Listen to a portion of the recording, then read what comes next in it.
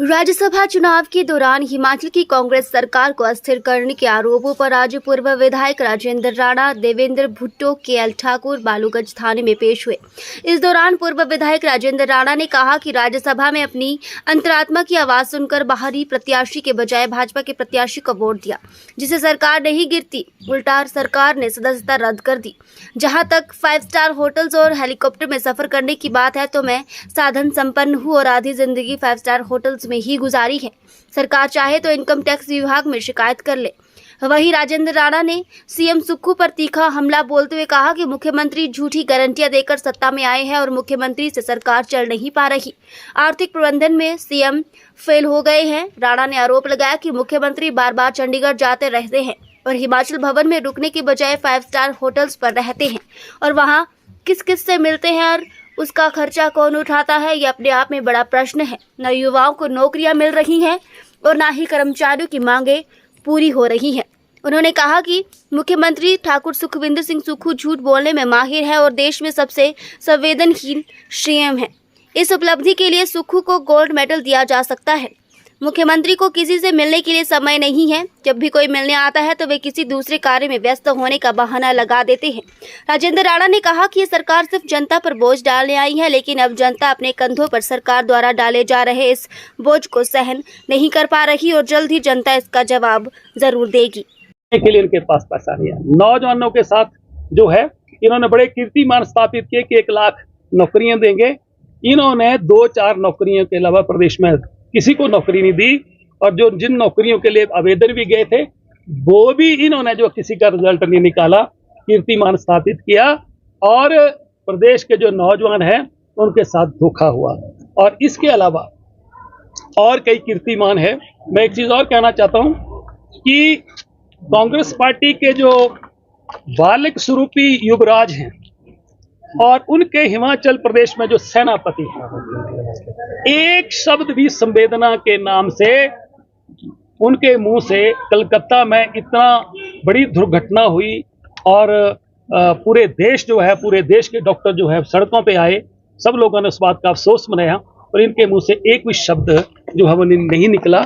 और कहते हैं कि हम जगह जगह मोहब्बत की दुकान खुलाते हैं, वो कैसी दुकान है मुझे तो समझ से परे है।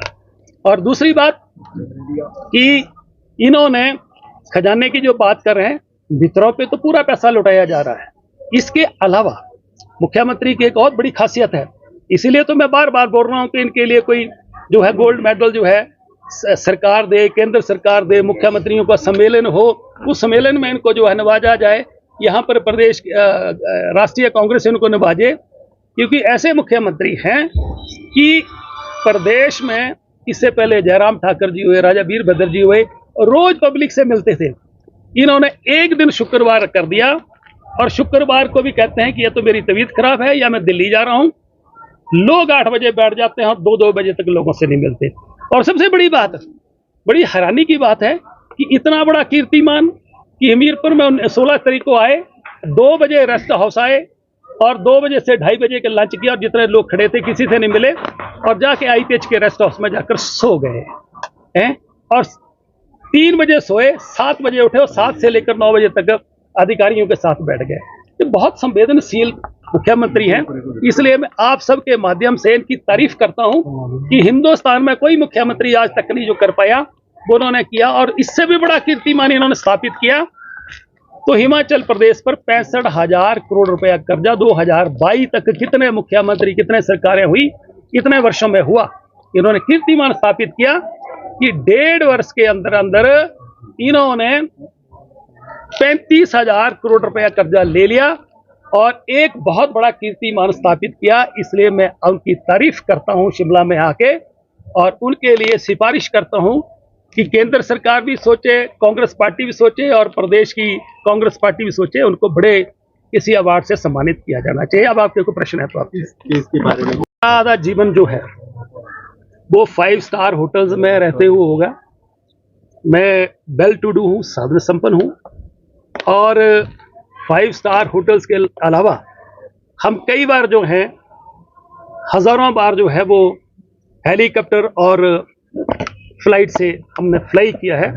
इसमें मैं कहीं हवाई जहाज में जा रहा हूँ, मैं किसी हेलीकॉप्टर में जा रहा हूँ, मैं 5 स्टार में जा रहा हूँ, रुक रहा हूँ, मुझे लगता है कि किसी सरकार का उसे कोई लेना देना नहीं। अगर किसी को लगता है तो इनकम टैक्स विभाग में शिकायत करते हैं। सर सरकार गिराने और ऐसे कुछ नहीं होता। 27 तारीख को वोटिंग हुई, हमारी अंतरात्मा ने कहा, हमारी इच्छा नहीं थी कि बाहर के किसी व्यक्ति को वोट डालें, हमने नहीं डाला। और 27 तारीख को हम विधानसभा में रहे, 28 को भी रहे। 28 के बाद इन्होंने हमें जो है विधानसभा से निष्कासित किया। तो हमने कौन सा एक ऐसा काम किया जिससे सरकार गिराने वाली बात की है? इन्होंने तो हमें निष्कासित किया, हमें विधानसभा से निकाल दिया। हमने तो इनको सरकार को गिराना है। वोट डालने से कोई सरकार गिर जाती है क्या? तो ये तो इनके मन गढ़ंत। इन्होंने तो आरोप हमारे 15 करोड़ रुपए के भी लगाए। 15 रुपए तो साबित कर दें, 15 रुपए तो साबित करें भाई, किसने दिए, किसने लिए। झूठी एफआईआर दर्ज कराने से कुछ नहीं होगा। अगर ये कहते हैं कि झूठी एफआईआर दर्ज करा के किसी ऐसे करके हमको किसी को डराएंगे, तो डरने डरने वाला आजकल कोई नहीं। आजकल तो बच्चे नहीं डरते अपने घर के पर हो गई। और आज तक मेरे खिलाफ किसी भी पंचायत में, किसी भी थाने में, किसी भी कोर्ट में, सिविल कोर्ट, क्रिमिनल केस आज तक मेरे जीवन के इतिहास में नहीं है। आज इन्वेस्टिगेशन के लिए बुलाया है। चलो सुक्खू जी की मेहरबानी से पुलिस स्टेशन तो देखने को मिल गया। मैं आप सब लोगों के माध्यम से मैं माननीय मुख्यमंत्री जी की तारीफ करना चाहूँगा और केंद्र सरकार मुख्यमंत्री सुखविंदर सिंह सुक्खू जी को कोई गोल्ड मेडल से नवाजे, क्योंकि ये हिंदुस्तान के सबसे झूठ बोलने वाले मुख्यमंत्री हैं। झूठी गारंटियां देके प्रदेश की जनता को गुमराह किया गया और बेरोजगार जो हैं उनको रोजगार देने के नाम पर ठगा गया। इसलिए बहुत बड़े कीर्तिमान इन्होंने स्थापित किए हैं। प्रदेश की महिलाओं को 1500 रुपए देने के नाम से ठगा और 10 लाख के लगभग फार्म जो हैं वो 1500 रुपए देने के भरे गए हैं। सब जो हैं ठंडे बस्ते में डाल दिए। महिलाएं इंतजार कर रही हैं। दूसरा रक्षाबंधन भी चला गया, महिलाओं को 1500 रुपए नहीं मिला। 300 यूनिट बिजली के फ्री देने की बात करी थी, वो तो देने की दूर बात है। जो 125 मिलता था वो भी खत्म हो गया।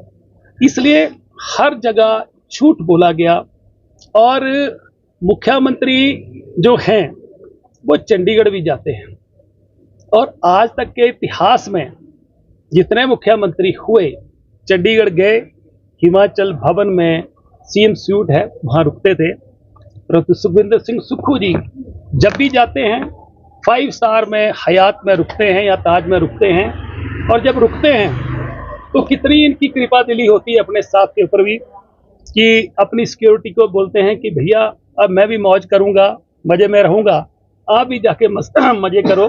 उनको भी दाएं बाएं कर देता हूँ। उस समय जब सिक्योरिटी इधर उधर हो जाती है तब कौन लोग मिलने के लिए आते हैं, कौन उन कमरों की पेमेंट करता है, कौन लॉजिंग का, कौन बोर्डिंग का खर्चा बियर करता है, कौन साथ में मित्र होते हैं और कौन उनके साथ रुकते हैं, ये भी इन्होंने कीर्तिमान स्थापित किया है। दूसरा सबसे बड़ा कीर्तिमान हिंदुस्तान में इन्होंने स्थापित किया कि हिंदुस्तान में बहुत से मुख्यमंत्री हुए, उन्होंने जो है कई कार्यालय खोले, फैसले लिए। ये ऐसे मुख्यमंत्री हैं, इन्होंने कीर्तिमान स्थापित किया जिसकी मैं सिफारिश कर रहा हूं कि इनको गोल्ड मेडल मिलना चाहिए। वो ये है कि इन्होंने हजारों इंस्टीट्यूशन जो है बंद कर दिए। ये इन्होंने बहुत बड़ा कीर्तिमान स्थापित किया। आज प्रदेश का जो कर्मचारी है वो अपने हकों की लड़ाई लड़ रहा है, उनको उनके हक नहीं मिल रहे। पूरे देश में डीए 50% सबको मिल गया है, पर हिमाचल प्रदेश के कर्मचारियों को डीए जो है वो 34% मिला। और सबसे बड़ी बात है कि मुख्यमंत्री बड़े दरियादिली हैं, इतने दरियादिली हैं कि जब से मुख्यमंत्री बने हैं ये आंसू टपका रहे हैं कि भाई मेरे प्रदेश का जो खजाना है वो खाली है।